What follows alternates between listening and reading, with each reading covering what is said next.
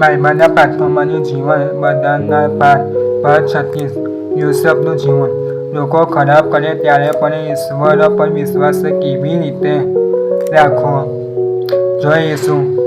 પ્રભુ ઈસુ ખ્રિસ્તના પવિત્ર નામમાં આપ સૌનું હાર્દિક સ્વાગત છે. સૌ પ્રથમ એક પ્રશ્ન હું તમને પૂછું.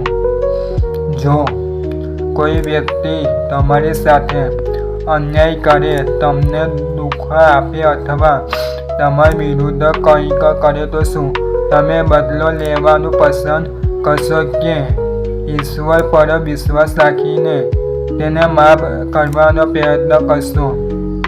આ પ્રશ્નનો જવાબ અંત સુધી તમારા હૃદયમાં રાખો.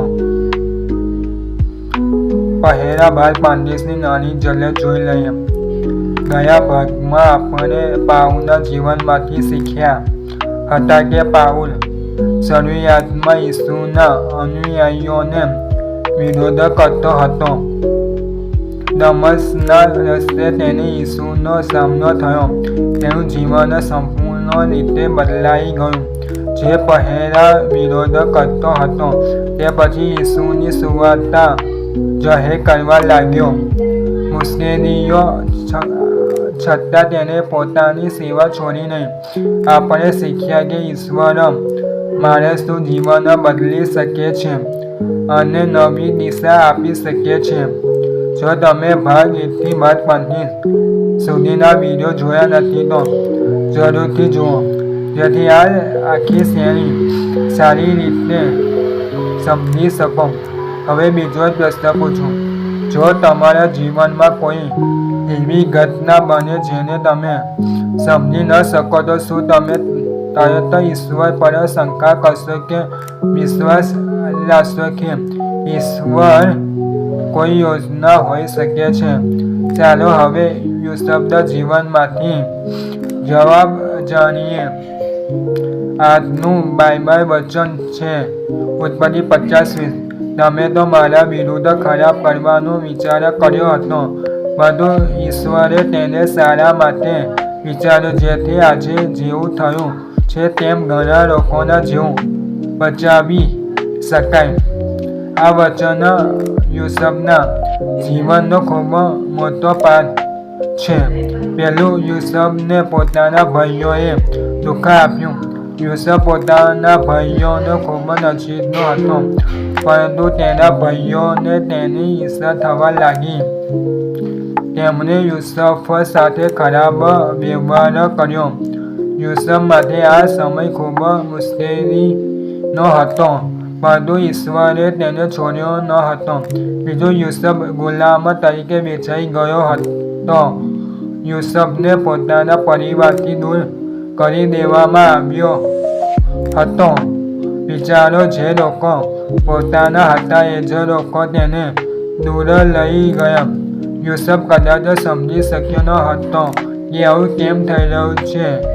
તે સમયે ઈશ્વરની યોજના હજુ પૂરી થઈ નહોતી. ત્રીજું, મુશ્કેલીનો અર્થ ઈશ્વરની ગેરહાજરી નથી. આ ખૂબ મહત્વનો પાઠ છે. જીવનમાં મુશ્કેલી આવે એટલે ઈશ્વર આપણાથી દૂર થઈ ગયા એવું નથી. ક્યારેક આપણે પરિસ્થિતિ સમજી શકતા નથી, પરંતુ ઈશ્વર આખી વાત જાણે છે. ઉત્પત્તિ 39:2. યહોવા યુસુફની સાથે હતા અને તે સફળ માણસ બન્યો. યુસુફ મુશ્કેલીમાં હતો છતાં ઈશ્વર તેની સાથે હતા. વચ્ચે એક પ્રશ્ન તમને ફરી પૂછું. તમારા જીવનમાં પણ ક્યારેક એવું બન્યું છે કે તમને કોઈ વાતનું કારણ સમજાતું નથી? ત્યારે શું તમે ઈશ્વરને છોડશો કે કહેશો, પ્રભુ, મને સમજાતું નથી, પરંતુ હું તમારા પર વિશ્વાસ રાખું છું? ચોથું, યુસુફે પોતાની ઈમાનદારી ન છોડી. મુશ્કેલીમાં હોવા છતાં યુસુફે ખોટો માર્ગ પસંદ કર્યો નહીં. તેણે ઈશ્વરને છોડ્યા નહીં. આપણે પણ શીખવું જોઈએ. પરિસ્થિતિ ખરાબ હોય ત્યારે આપણે સિદ્ધાંતો ન બદલવા, લોકો ખરાબ વર્તન કરે એટલે આપણે પણ ખરાબ બની જવું જરૂરી નથી. 5. ઈશ્વર ધીમે ધીમે યુસુફને ઊંચો કર્યો. યુસુફના જીવનમાં એક પછી એક મુશ્કેલીઓ આવી, પરંતુ સમય જતાં ઈશ્વરે તેને મોટી જવાબદારી આપી. આપણને અહીંથી શીખવા મળે છે ઈશ્વરનું કામ ઘણી વખત ધીમે ધીમે દેખાય છે. આજે જે પરિસ્થિતિ ખરાબ લાગે છે તેનો અંત આપણે આજે જોઈ શકતા નથી. એટલે ઈશ્વર પર વિશ્વાસ રાખો. 4. યુસુફ ફરી પોતાના ભાઈઓને મળ્યો. ઘણા વર્ષો પછી યુસુફ પોતાના ભાઈઓને મળ્યો.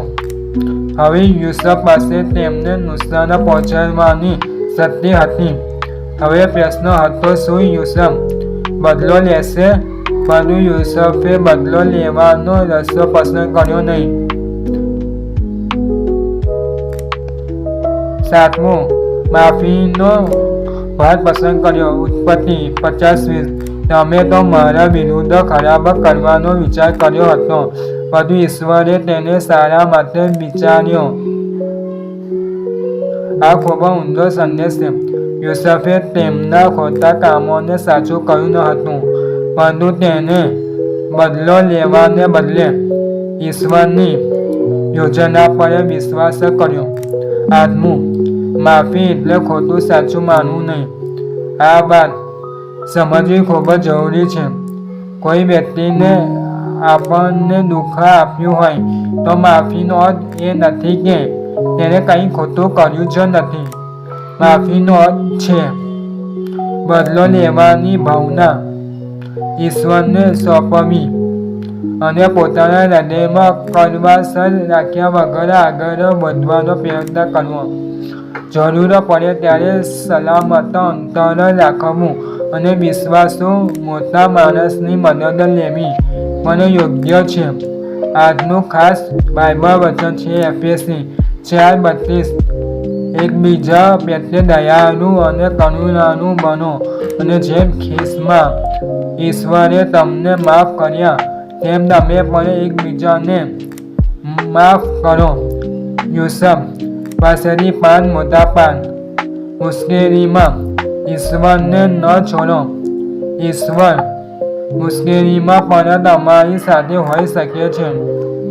2. બદલો લેવાને બદલે ઈશ્વર પર ભરોસો રાખો. ન્યાય ઈશ્વરના હાથમાં સોંપો. 3. ઈમાનદારી જાળવી રાખો. પરિસ્થિતિ ખરાબ હોય છતાં ખોટો રસ્તો ન પસંદ કરો. 4. ઈશ્વરની યોજના પર વિશ્વાસ રાખો. તમને આજે બધું સમજાય એ જરૂરી નથી. 5. માફી કરતા શીખો. હૃદયમાં કડવાશ રાખ્યા વગર ઈશ્વરના માર્ગે આગળ વધો. વધુ એક પ્રશ્ન હું તમને પૂછું, જો કોઈએ તમને દુઃખ આપ્યું હોય તો શું તમે આજે પ્રાર્થનામાં એ વ્યક્તિને ઈશ્વરના હાથમાં સોંપીને કહેશો, પ્રભુ મારા હૃદયમાં કડવાશ ન રહેવા દો અને મને માફ કરવાનું શીખવો? આજે આ પ્રાર્થના કરીને જુઓ. આજનું વધુ એક બાઇબલ વચન છે રોમન 12:19.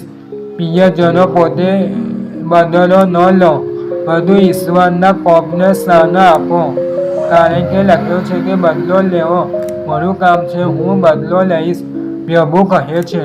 આજનો મુખ્ય સંદેશ છે યુસુફના જીવનમાંથી આપણે શીખીએ છીએ, લોકો તમને નુકસાન પહોંચાડે તો પણ ઈશ્વરને છોડશો નહીં.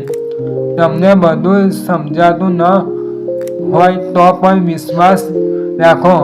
બદલો લેવાને બદલે ઈશ્વરને સ્થાન આપો અને યાદ રાખજો, લોકોએ તમારા માટે ખરાબ વિચાર્યું હોય છતાં ઈશ્વર તમારી જિંદગીમાં સારા માટે કામ કરી શકે છે. છેલ્લે પ્રશ્ન પૂછું, જો તમારા જીવનમાં કોઈ દુઃખદ ઘટના બની હોય અને તમને તેને કારણે ન હોય તો શું તમે યુસુફની જેમ કહેશો, પ્રભુ, હું બધું સમજતો નથી, પરંતુ હું હજુ પણ તમારા પર વિશ્વાસ રાખું છું? તમારા જવાબ આજે તમારા હૃદયમાં જરૂર આપજો. આગામી ભાગમાં શું જોવાના છે? આગળ આપણે જોઈશું મરિયમ. જ્યારે ઈશ્વર તમને એવું કામ સોંપે જે તમારી સમજની બહાર હોય, ત્યારે શું તમે વિશ્વાસથી હા કહેશો? ઈસુની માતા મરિયમના જીવનમાંથી આપણે શીખીશું ઈશ્વરની વાત પર વિશ્વાસ કેવી રીતે કરવો, અજાણી પરિસ્થિતિમાં વિશ્વાસ કેવી રીતે રાખવો, નમ્રતાથી ઈશ્વરની ઈચ્છા સ્વીકારવી એટલે શું, અને ઈશ્વરની આદેશ સ્વીકાર્યા પછી વિશ્વાસમાં કેવી રીતે આગળ વધવું, આ બધું આપણે ઈશ્વર આગામી ભાગમાં જોઈશું. જો આજનો વિડીયો તમને આશીર્વાદરૂપ લાગ્યો હોય તો લાઈક કરો, શેર કરો અને ચેનલને સબસ્ક્રાઈબ કરવાનું ભૂલતા નહીં. તમારા મિત્રો અને પરિવાર સુધી આ સંદેશો પહોંચાડો. યાદ રાખજો, બદલો નહીં, ઈશ્વર પર વિશ્વાસ રાખો અને માફીનો માર્ગ પસંદ કરો. પ્રભુ ઈસુ તમને યુસુફ જેવું ધીરજવાળું હૃદય અને માફ કરવાની શક્તિ આપે. જય ઈસુ. ફરી મળીશું આગામી ભાગમાં. આમેન.